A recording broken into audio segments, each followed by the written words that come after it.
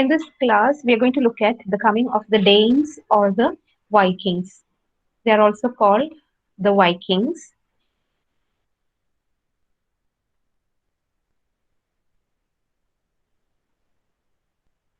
You must be familiar with these kind of ships. If you're in the habit of watching English movies, you must be very familiar, right? So these people, the Vikings or the Northmen, they're called the Northmen because they came from the extreme end of the northern region of Europe, and they lived in these little spaces between water and land. They're called creeks or wicks. From that, you have the word Viking. So they were this very sturdy and strong, adventurous seafaring people. So they built huge boats, and there was hardly any region they could not go using their boats. So they can be considered as one of the very first colonizers because they were able to travel far and wide and access land and then make those land under them. So they can be seen as the first lot of the colonizers, even before Great Britain became a massive colonizer. So this is a picture of a Viking ship. So now the Danes or the Vikings, they arrived on the shores of Britain around the year 787 AD. We get this date from the Anglo-Saxon Chronicle. Anglo-Saxon Chronicle is that huge work which recollects all that had happened during the Anglo-Saxon period. This work was commissioned by King Alfred the Great. We'll be looking at that later. So this race was a very tough and a seafaring race. They were into traveling by the seas. They built huge boats, huge ships, and they were able to travel along the length and breadth of the Western world. They are also called the Northmen or the Vikings. They were warriors who came from the wicks or the creeks from the north, from the areas that we today know as Denmark, Sweden, and Norway. So the extreme end of Europe, Denmark, Sweden, and Norway. They can be considered as the first colonizers because they reached even the farthest corners of the northern hemisphere. So they overran and subdued Iceland, Greenland, Labrador. So you can see the breadth of their invasion. They made settlements in places called Orkneys, the Hebrides. Hebrides is at the coast of Ireland, and they are credited with the founding of the cities of Dublin and Wexford.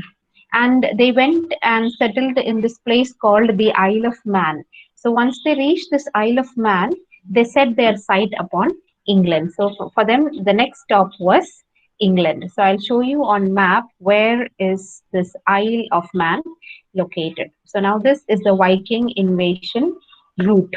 So this is Europe. This is the northern region, upper northern region of Europe. The whole region is known as Scandinavia. So you have the Norwegians and also one band, they went towards Iceland, and from there they moved further up. You have another band coming this side going into France. You can see that, right? And the rest of them, they spread to the other areas of Europe.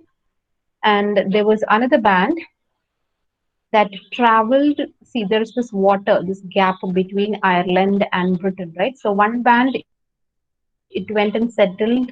They went to Ireland, established the city of Dublin. You can see Dublin here. Dublin is here, right? So this band, another band, it went and traveled all the way to the Iberian Peninsula. From there again, they circumnavigated this peninsula, and then they went to Italy, the Italian peninsula. So you can see this is the route of their invasion. So they went, and I'll show you where is Isle of Man. It is somewhere here. I'll show that in detail. Now this is a bigger picture wherein you can see their route. So from here they traveled, they came, seafaring people, so they took the sea route and they came to Dublin, and here the small dot like thing, that is the Isle of Man. I'll show you that in detail.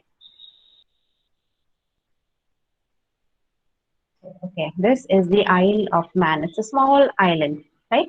So they traveled from this region, they traveled like this, and they came here, they came to Isle of Man. So now, after stationing themselves here, they set their eyes upon England. So for them, it is just a little stretch of water, and we have already seen how they were these tough seafaring people. So water was not a problem for them.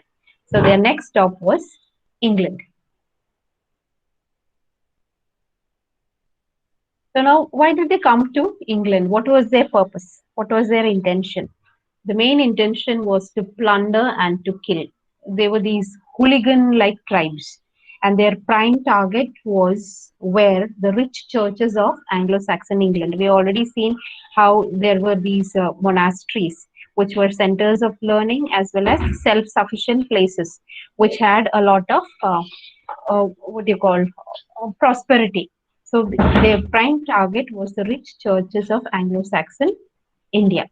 And what is sorry, Anglo-Saxon England. So they killed the monks, they looted and burned down all those famous abbeys that we are familiar with now. So abbeys of Eastern England like Columba's Abbey in Iona and St. Patrick's Abbey near Dublin. So unfortunately, all these were ransacked, destroyed by these Vikings. So even today, we can see some of these Viking ruins in England. You can see such majestic monuments brought down to nothing by these people, just plundering and looting. They did not leave at that. After plundering and looting, they would pull down the whole building. That was their style. So you can see how unaesthetic and wild these people were. They really did not care about education and beauty and aesthetics and things like that. They just wanted to loot and plunder and kill people. Now, Vikings, they once they were able to get inside England, they started marching towards the inner regions. So, a serious conquest of Britain by Vikings began in the year 851 AD. So, what happened? Almost all the eastern and northern region of England fell into the hands of the Vikings. So, they became masters of regions like Northumbria and Mercia, which were under the Angle kings. Right, so the whole of Northumbria and Mercia went to them, and they marched into East Anglia. They killed their king, Edmund. So East Anglia also fell to the Vikings. Then they marched towards Wessex. They captured this town of Reading in 871 AD. There was a battle. But after that, what happened? The Vikings were defeated. The Vikings were defeated by the king of Wessex called Ethelred, and this defeat happened at this place called Ashdown. But unfortunately, Ethelred he did not live long after this particular defeat of the Vikings. So he died. So he passed away shortly, and the kingdom went into the hands of his brother, King Alfred the Great. We will be talking quite a lot about him after this particular class. So it was not easy for Alfred to sustain the country against the might of the Vikings. So now, what happened during his reign? King Alfred, he realized that the Danes, that is these people, they had penetrated deep into the heartland of Wessex, and it was not easy to defeat them. We had already seen they had taken the whole of the regions that were under the Angles. So they had taken all that land. Now they had even come to Wessex. So already they were defeated once, but after the death of the previous king, it was quite difficult for King Alfred to defeat them because he was not prepared. Actually, Alfred became a king when he least expected it because he was a scholar, he was given to writing, reading, he wanted to lead that kind of a scholarly life. Kingship was never there even in his wildest dreams. But this untimely death of his brother forced him to become the king. So once after becoming the king, he took up that responsibility in a quite serious manner. So under him, at that time, these people, the Vikings, the Danes, they captured this place called Wareham in Dorset in 876. Then they again defeated Alfred in the Battle of Chippenham in 78 AD. So they had more or less the whole of Essex also under them. So what did Alfred do? He took refuge in this place, Athelney, and he plotted a comeback. So Alfred was aided by all these soldiers who had fled from the Danes and all those people who had any kind of grouse against whatever was happening. So Alfred had this huge band of army. So they were biding their time. They were preparing for a battle to strike back at the Danes. So they were taking their time. So they were in hiding. So after that, once they were ready, Alfred and his group, once they were ready, there was a battle. It's called the Battle of Ethandune. It's a very important landmark. Battle of Ethandune in 878 AD, in which the Danes were defeated. The Vikings, they were defeated, and their king, Guthrum, their king was called Guthrum, he was made to sign a treaty called Wedmore. So, what is this Treaty of Wedmore? It was a treaty signed by the defeated Vikings under their king Guthrum. So, now the treaty said that they will stay peaceful as peaceful people in the area given to them, and a portion of the land was given to them. It was called the Danelaw. So a whole stretch of land was given to them, known as the Danelaw. They would stay there, and they would be given some kind of tax or whatever, so that they may not attack the rest of the Anglo-Saxon kingdom.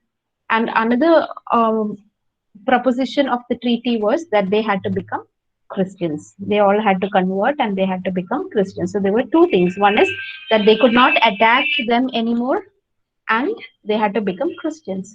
And they were given this stretch of land, piece of land called the Danelaw. I'll show that in the map.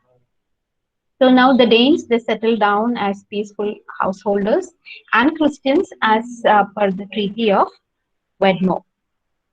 So now this is Danelaw. You can see this is a big stretch of land, but then they had no choice because they had penetrated the whole of almost three-fourths of the land, right? So now this was a better deal.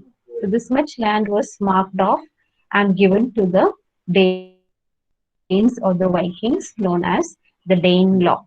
So now they settled down as peaceful citizens, and they all converted to Christianity.